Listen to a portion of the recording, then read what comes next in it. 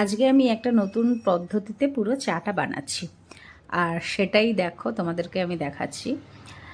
এই গ্লাস যে কেটেলটা, এটার মধ্যে এরে দেখো সব গেল। হ্যাঁ, আমাকে আবার গ্যাস স্টোভটাকে পরিষ্কার করে যেভাবে আমি চা বানাচ্ছিলাম সেটা তো হলো না, বানানো গেল না।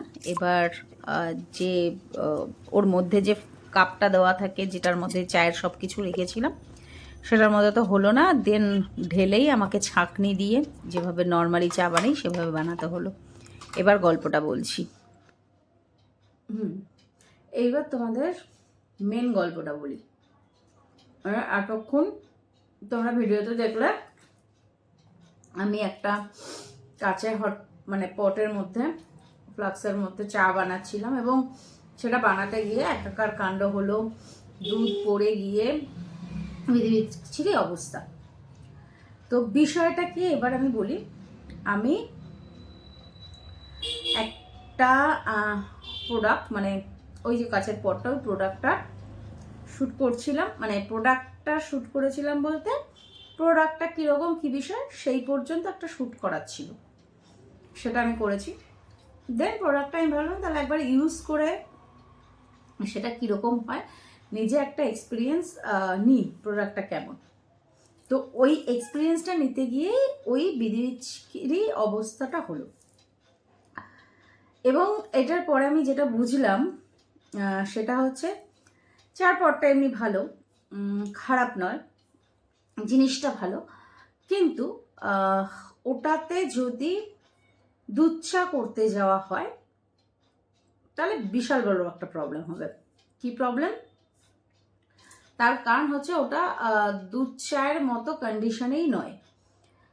দুধ চা হলে সেটার ফুটবে, বয়েল হবে, এবং হতে গিয়ে ওইভাবে ওর যে ঢালার যে মুখটা, ওই মুখ থেকে ওইভাবে চা হুড় করে উল্টে পড়বে এবং পুরো জায়গাটা নষ্ট হবে। কিন্তু ওটার মধ্যে কোন ধরনের চা বানালে সেই চাটা ভালো হবে সেটা আমি বুঝলাম। সেটা হচ্ছে, আমাদের যেমন বিভিন্ন ফ্লেভার চাগুলো হয়, যেমন গ্রিন টি বা ব্ল্যাক কফি করা যেতে পারে। ওটার মধ্যে পটটার মধ্যে ব্ল্যাক কফির জাস্ট এইটাকে দিয়ে দিলে, কফি পাউডারটা দিয়ে দিলে বা রোস্টেড কফির পাউডারটা দিয়ে দিলাম, আর জল গরম হলো, দেন ওইভাবে। বা যে কোনো ধরনের এখন যে বিভিন্ন ধরনের যে ফ্লেভার চাগুলো আছে, সেই রকমের লিকার টি বা কিছু ফ্লেভারের চা বানালে সেটা ওটার জন্য খুব ভালো হবে। কিন্তু দুধ চা বানাতে গেলে আমার মতো কন্ডিশন হবে, এইটুকু আমি বুঝলাম। যাই হোক, প্রোডাক্টটা শ্যুট করতে গিয়ে আমার ওই অভিজ্ঞতাটা হলো।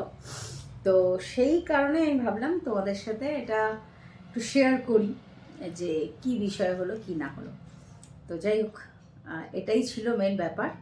আলটিমেটলি আমার বিকালের আজকের সন্ধ্যের চাটা যে হলো ঠিক মতো আর কপালে জুটলো, এটাই ঠিক।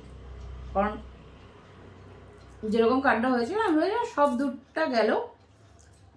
আমাকে আবার নতুন দুধের প্যাকেট কেটে আবার গরম করে করতে হবে হয়তো চা। আর আজকে খাওয়া অত কাণ্ডর পরে চা খাওয়ার মনে হয় না হবে।